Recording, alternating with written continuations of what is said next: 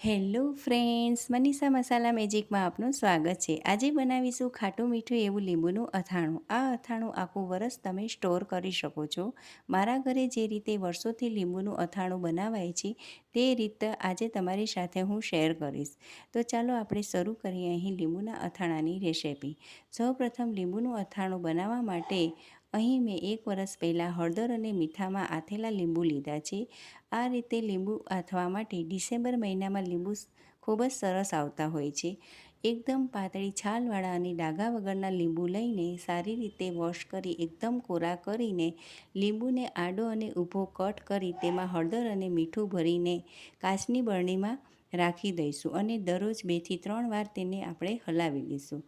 આ રીતે અહીં મેં આથેલા લીંબુ, અડધી ચમચીથી પણ ઓછો અજમો, જીરું, 7થી 8 નંગ મરી, 3 લવિંગ, સ્વાદ અનુસાર મીઠું, હિંગ, લાલ મરચું અને દળેલી ખાંડ લીધી છે. હવે લવિંગ, મરી, જીરું ને અજમાને આપણે ગ્રાઇન્ડ કરી લઈશું. આનાથી આપણા આ લીંબુના અથાણાનો ટેસ્ટ ખૂબ જ સરસ આવશે. ત્યારબાદ એક કાચના બાઉલમાં વરસ પહેલાં આથેલા લીંબુ તેમાં ઉમેરી લઈશું. જુઓ, અત્યારે આ આથેલા લીંબુમાં જરા પણ રસો દેખાશે નહીં. ત્યારબાદ તેમાં પોણી ચમચી જેટલું લાલ મરચું પાવડર, ગ્રાઇન્ડ કરીને તૈયાર કરેલો મસાલો,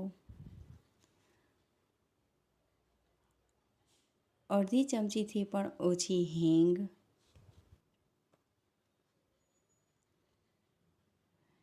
સ્વાદ અનુસાર મીઠું ઉમેરીશું. અહીં મીઠું ધ્યાનથી ઉમેરવું, કેમ કે લીંબુ આથવા માટે પણ આપણે મીઠાનો ઉપયોગ કર્યો હતો. હવે અહીં 4 ચમચી પાવડર સુગર ઉમેરીશું. તમે અહીં આખી ખાંડ પણ લઈ શકો છો, પણ તેને ગળતા ઘણી વાર લાગતી હોય છે. ત્યારબાદ બધું બરાબર મિક્સ કરી લઈશું.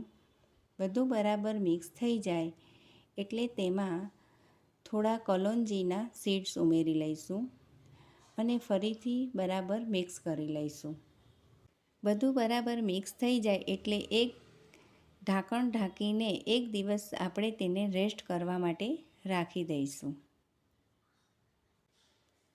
1 દિવસ પછી જુઓ, કેવો એકદમ સરસ એવો લીંબુના અથાણામાં રસો થયો છે.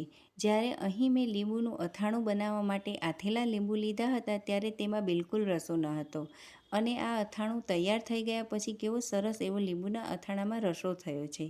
હવે આપણું આ એકદમ ટેસ્ટી એવું લીંબુનું અથાણું તૈયાર છે. તેને એકદમ સાફ અને કોરી કાચની બરણીમાં આપણે રાખી દઈશું. જુઓ, જોતાં જ ખાવાનું મન થઈ જાય તેવું આ ખાટું મીઠું એવું લીંબુનું અથાણું બનીને તૈયાર થઈ ગયું છે. આ અથાણાને 1 થી 1.5 વર્ષ સુધી તમે રૂમ ટેમ્પરેચર ઉપર સ્ટોર કરી શકો છો. તો ફ્રેન્ડ્સ, તમે પણ આ રીતે લીંબુના અથાણાની રેસિપી ઘરે જરૂરથી ટ્રાય કરજો અને મારી આ રેસિપી તમને કેવી લાગી તે જરૂરથી કહેજો. Thanks for watching.